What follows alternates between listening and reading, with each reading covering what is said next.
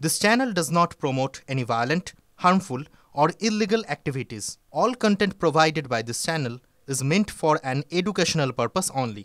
Top quality और consistent performance के लिए सिर्फ सिल्वर पंप्स नाम याद रखना।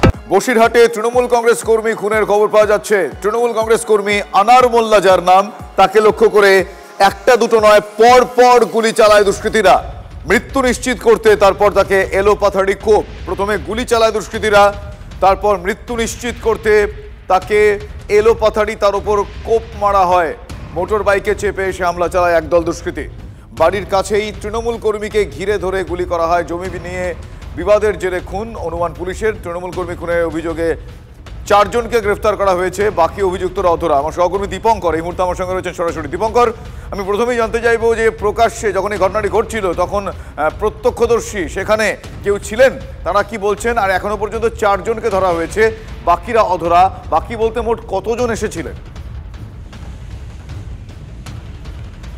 দেখো, এটা কেউ গুনে বলতে পারছেন না, তবে যা মনে করা হচ্ছে প্রায় 10 থেকে 12 জনের একটি টিম ছিল। তারা বাইকে করে এসেছিল, দুষ্কৃতীরা আসে এবং আচমকা তাকে লক্ষ্য করেই গুলি করে। ওই তৃণমূল কর্মীকে লক্ষ্য করে তারা জানতেন যে ওখানে দাঁড়িয়ে থাকবেন, এবং যে ঘটনা জানা যাচ্ছে তাতে ওই তৃণমূল কর্মীর সঙ্গে বেশ কিছুদিন ধরে জমি নিয়ে বিবাদ ছিল, এমনটা পুলিশ সূত্রে আমরা জানতে পারছি। সেই জমি নিয়ে বিবাদের জেরেই খুন, নাকি এর পেছনে আর অন্য কোনো কারণ আছে সেগুলো পুলিশ খতিয়ে দেখছে। তবে এই ঘটনায় যারা ছিলেন তাদের মধ্যে থেকে 4 জনকে এখনো পর্যন্ত বসিরহাট থানার পুলিশ গ্রেপ্তার করেছে। এবং যে ঘটনা সন্ধ্যাবেলা গতকাল রাত্রিবেলা ঘটেছে, রাত্রি 9টা নাগাদ, সেই সময় আচমকা আসে এবং তারা এসে এলোপাতাড়িভাবে গুলি করে, বেশ কয়েক রাউন্ড গুলি করে, এবং তারপর মৃত্যু নিশ্চিত করতে ওই তৃণমূল কর্মীর তৃণমূল কর্মীকে ধারালো অস্ত্র দিয়ে কোপ মারে। অর্থাৎ তারা মৃত্যু নিশ্চিত করে ঘটনাস্থল থেকে বেরিয়ে যায়। এবং তারপর যখন চিৎকার চেঁচামেচি গণ্ডগোল শুরু হয়, আশেপাশের লোক আসে, পুলিশ আসে ঘটনাস্থলে, এবং তারপর যারা পালিয়ে গেছিল তাদের মধ্যে থেকে 4 জনকে গ্রেপ্তার করতে পেরেছে পুলিশ। মনে করছে বাকি যারা ছিল তাদেরকেও পুলিশ গ্রেপ্তার করে ফেলবে খুব দ্রুত। কিন্তু তৃণমূল কর্মী খুন হয় স্বাভাবিকভাবে বসিরহাট জুড়ে একটা রাজনৈতিক চাঞ্চল্য ছড়িয়েছে। বেশ দীপঙ্কর, আমি আরো একটা বিষয় জানতে চাইবো। এই যে আনার মোল্লা, এই আনার মোল্লাকে লক্ষ্য করে যে গুলি চালানো হলো, তাকে খুন করার উদ্দেশ্য কি? তাকে খুনই করে ফেলা হলো। আমি জানতে চাইবো যে আনার মোল্লার পরিচয় কি, কেন তিনি টার্গেটেড হলেন, সে বিষয়ে এখনো পর্যন্ত কি অনুমান?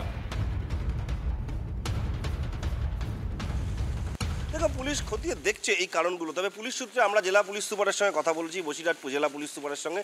তার বক্তব্য অনুযায়ী জমি নিয়ে বিবাদ ছিল, এবং সেই জমি নিয়ে বিবাদের কারণেই এই খুন হয়ে থাকতে পারে। কিন্তু শুধুমাত্র জমি নিয়ে বিবাদ নাকি এর পেছনে আরও অনেকগুলো কারণ আছে, সেগুলোও কিন্তু পুলিশ খতিয়ে দেখছে। এর পাশাপাশি যে প্রসঙ্গগুলো আছে, তার তিনি রাজনীতির সঙ্গে যুক্ত, অর্থাৎ তৃণমূল কংগ্রেসের সঙ্গে, সেই তৃণমূল কংগ্রেস করার কারণে কোনো বিবাদ, নাকি তার কোনো ব্যবসায়িক শত্রুতা, নাকি এই জমি নিয়ে যে বিবাদের প্রসঙ্গ উঠে আসছে এটাই একমাত্র কারণ, সেগুলো কিন্তু বসিরহাট থানার পুলিশ খতিয়ে দেখছে। বেশ দীপঙ্কর, আমার সঙ্গে থাকবো একটু। এই মুহূর্তে আমি টেলিফোন লাইনে যোগাযোগ করেছি বিজেপি নেতা সজল ঘোষের সঙ্গে।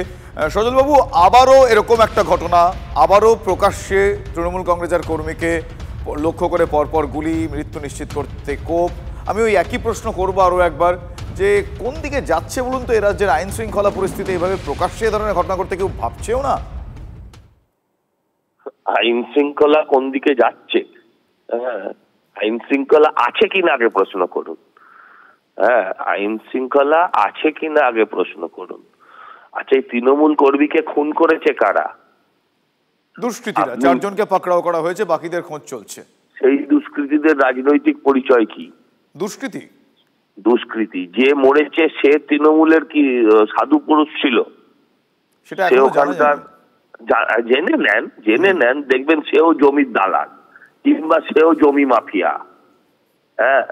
শুনুন, আমি আপনাকে বলি, মৃত্যু যার, সাপুরের মৃত্যু সাপের হাতেই হবে। সাপুরের মৃত্যু সাপের হাতেই হবে।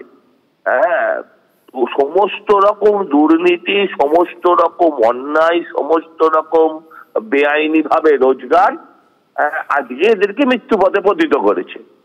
সব টাকার ভাগ নিয়ে লড়াই। তৃণমূল কর্মী যিনি খুন হয়েছেন, আমি তার আত্মার প্রতি, পরিবারের প্রতি সমবেদনা জানিয়েই বলছি।